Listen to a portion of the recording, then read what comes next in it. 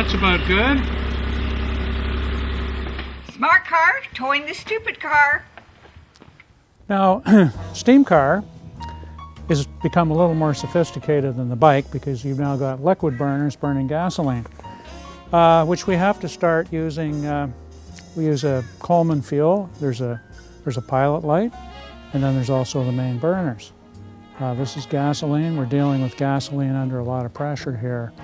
110 pounds of pressure on the gasoline. We're going to boil the water up to, in this case, 450 pounds before we take off. So this is pretty serious steam stuff. And the steam car is the ultimate tinkerer's machine. Okay. First off, we need to preheat our pilot light because that has to vaporize, and this little door opens up. There's a hole here which we need to light. You notice a lot of black soot on there. I got a lot of that in my face a few times when I was learning how to work this thing. Hopefully we can get it going. Had bonfires, explosions. Didn't get scalded and burned at the same time with one of these. It's pretty interesting. Yes, we got fire. We got the preheater going. Now we'll wait for about 10 minutes and fire up the main burners. Okay, now when we get steam going, we need to preheat our engine. So I open this valve here and I open the main throttle. So steam will go through and warm everything up. Let's turn on the main burner and see what happens.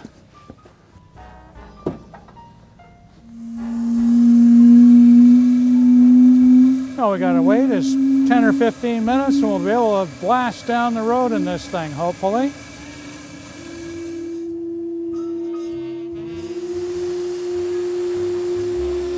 Steam cars were produced up until the mid-20s, and even a little later, even today, there's people playing with steam cars.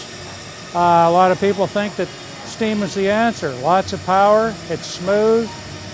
There's a little secret though. I don't think there's ever been a steam car built that got more than about 10 miles to the gallon, and I think that's the basic problem. Antique automobile enthusiasts or purists might be a little horrified by this car, but then this isn't a car show, it's a motorcycle show.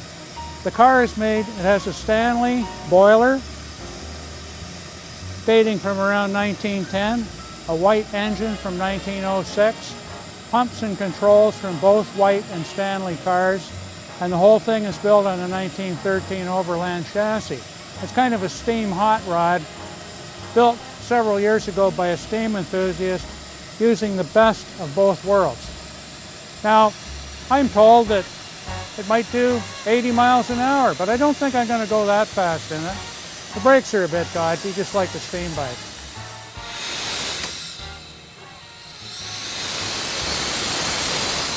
Five minutes, we got steam. We're up to 30 pounds. It's just starting to crawl up here. Get pretty excited.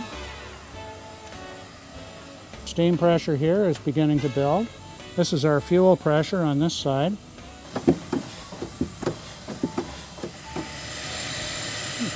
It's warming up.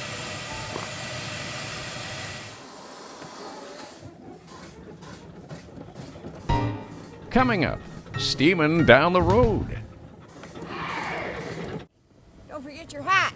Oh yeah, right. But you know, I don't have that much hair left, but I don't want it all blowing out. See, it's absolutely quiet when it's standing still. No engine idling, nothing. Want to back up, move the lever. Want to go forward, move the lever again.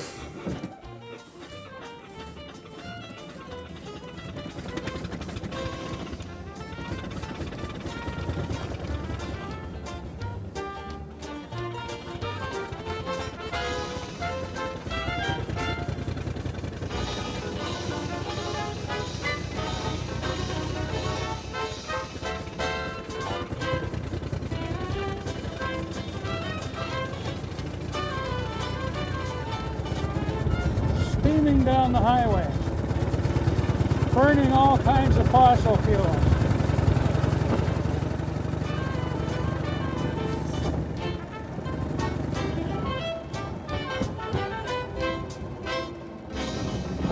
Yeah, Yeah, we're doing okay here with pressure and things. Haven't had any fires or explosions yet. This is good. Things rattle and shake a bit, but apart from that, it's good.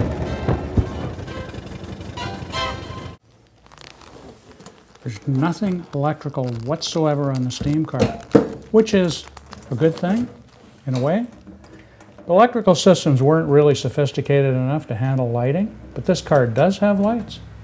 Acetylene lighting was developed before the turn of the century and lasted right through the late 20s. It was actually pretty sophisticated and pretty amazing. Let's take a look at how it works. In order to make acetylene for the lights, we need an acetylene generator, which in this case lives on the running board of the car. We use calcium carbide, just looks like crushed rock, and that goes in this basket on the side of inside the generator, on top of which goes our water tank. It's locked in place. We then open the valve, which allows the water to drip on the carbide. The gas is formed and is piped from here via this hose to the headlights. Got to check and see whether the gas is, oh, it smells terrible. Yeah, it's working.